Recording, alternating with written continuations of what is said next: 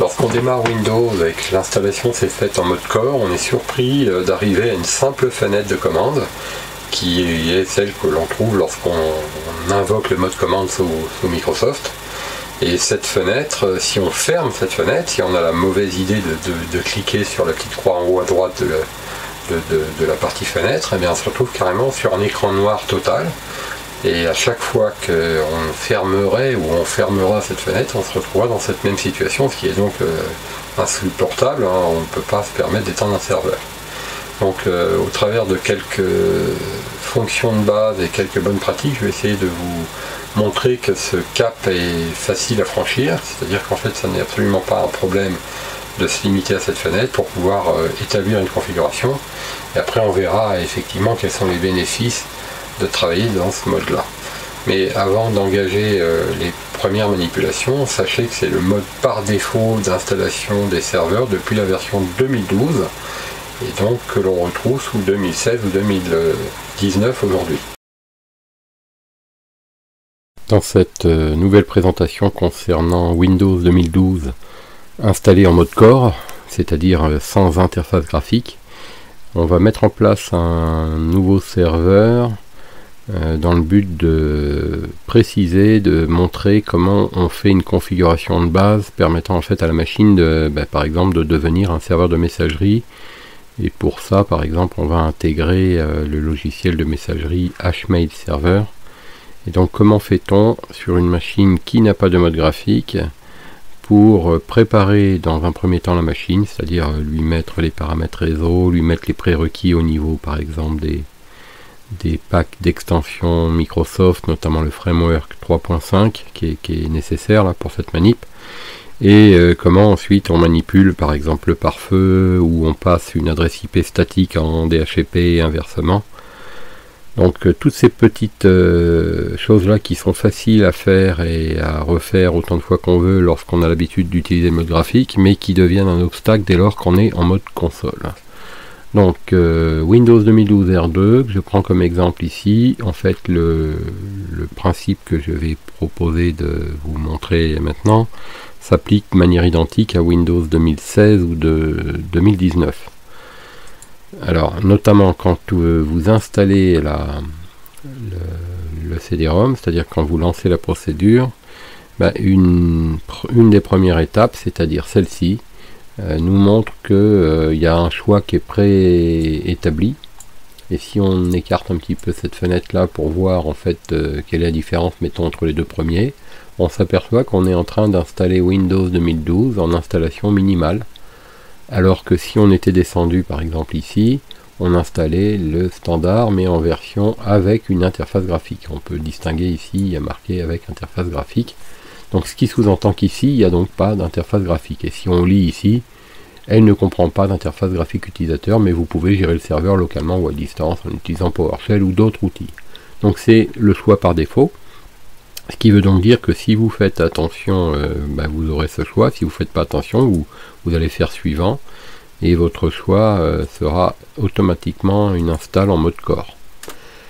Pour cette deuxième question qui est posée ici, comme c'est une nouvelle installation et non pas une mise à jour, il faut donc sélectionner ici.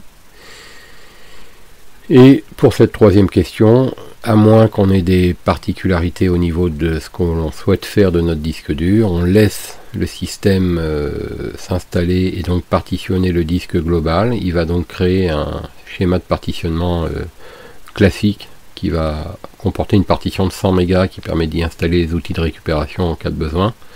Mais il faut mieux, à mon sens, laisser les choses se faire de manière standard. Donc j'ai juste à faire suivant, je ne touche à rien des outils qui sont ici, si j'ai pas de besoin ou si j'ai pas de souhait particulier, et surtout si je sais pas exactement ce que je vais pouvoir en faire. Donc suivant. À partir de là, la machine commence son installation. On peut voir qu'il débute une copie, ça va assez vite si vous êtes en machine virtuelle sur l'image ISO.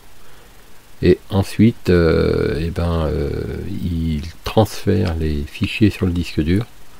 Donc ça va prendre un certain temps, à l'issue duquel il va nous demander de redémarrer.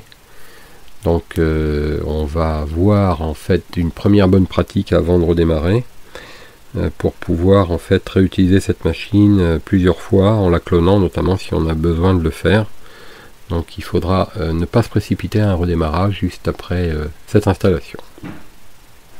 Alors à l'issue de l'installation, le serveur redémarre et là on n'a pas d'autre choix que de laisser faire. Et bon, c'est la procédure normale. Et ce premier démarrage en fait va préparer le système, et dès qu'il commence à démarrer, en fait il commence à se personnaliser. Et ce qui peut être un problème pour nous si on veut réutiliser ce serveur plusieurs fois dans un même labo, c'est-à-dire en fait faire communiquer plusieurs fois ce serveur avec lui-même en prétendant qu'il s'agit de deux serveurs ou de plusieurs. Et je pense notamment lorsqu'on va vouloir le cloner. Donc ça pose un problème puisque l'identité du serveur sera associée à un numéro d'identifiant de sécurité qu'on appelle le SID, le SID. Et il faut donc annuler cette identité, c'est-à-dire en fait supprimer le SID et supprimer aussi le nom de la machine qui se crée en fait à l'obtention du SID, c'est-à-dire en fait pendant la phase de configuration initiale. Alors même s'il existe plus ou moins, je dirais légalement et plus ou moins efficacement des moyens de faire cette modification, il vaut mieux la faire de manière propre et dès le début, et de cloner ensuite le résultat qu'on obtient, et ne pas utiliser la machine qui a servi en fait à faire ce clone, qu'on pourrait qualifier de master dans ce cas-là. Donc première étape, je suis obligé de franchir ce premier cap en activant le compte administrateur, donc je mets un mot de passe, ce qui va permettre en fait à ma machine de vraiment démarrer. Et là on s'aperçoit déjà de l'ouverture d'une fenêtre et de rien d'autre, donc on est en mode console, on n'a pas de Windows graphique. On vérifie, moi je suis dans la virtualisation, que le CD-ROM qui correspond à Windows 2012 est toujours dans le CD-ROM, dans le lecteur de CD-ROM, et on va le chercher.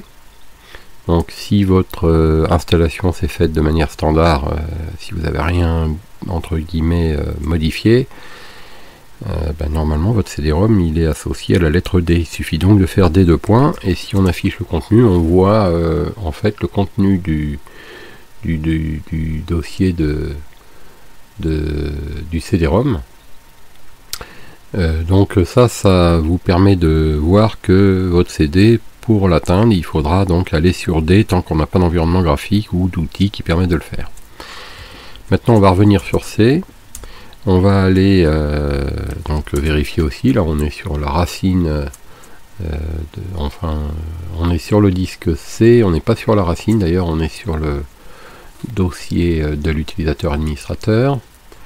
Donc la première chose que je vous suggère de faire, c'est donc d'aller dans le dossier Windows /system32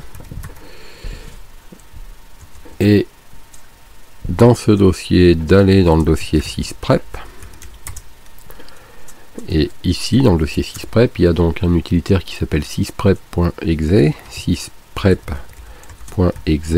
Alors si on lance sysprep.exe, on obtient cette fenêtre là, et avec cette commande de préparation système qui s'appelle donc sysprep, on va pouvoir préparer notre ordinateur à son autonomie matérielle et son nettoyage. Alors qu'est-ce qu'on appelle l'autonomie matérielle et le nettoyage? En fait c'est rendre ce serveur indépendant de toute configuration, donc le dépersonnaliser si on préfère expliquer plus simplement les choses, c'est-à-dire enlever son SID, enlever son nom, et enlever aussi les spécificités matérielles éventuelles qu'il posséderait, par exemple les pilotes supplémentaires qui auraient pu être ajoutés. Donc le mode à utiliser pour nettoyer, c'est le mode sortie de carton, out of box experience. Donc en fait c'est ce mode là par défaut, et il faut généraliser ce mode, c'est-à-dire en fait il va s'appliquer à toutes les instances de configuration, et en clair ma machine va donc totalement se nettoyer de toute trace de configuration ou de personnalisation. Et alors surtout ce qu'il ne faut pas faire, c'est de redémarrer, parce que sinon vous repartez pour un tour de configuration, donc il faut l'arrêter. Donc on passe dans ce mode là, on généralise et on arrête le système. À ce moment-là, on fait OK. On va voir que ça prend un certain temps. C'est quelques dizaines de secondes, 1 minute, 2 maxi. Ça dépend de la puissance de votre machine. Mais comme elle est vraiment neuve en termes de configuration, c'est-à-dire qu'il n'y a pas grand-chose à scruter, bah, ça va aller de toute façon assez vite, quelle que soit la puissance.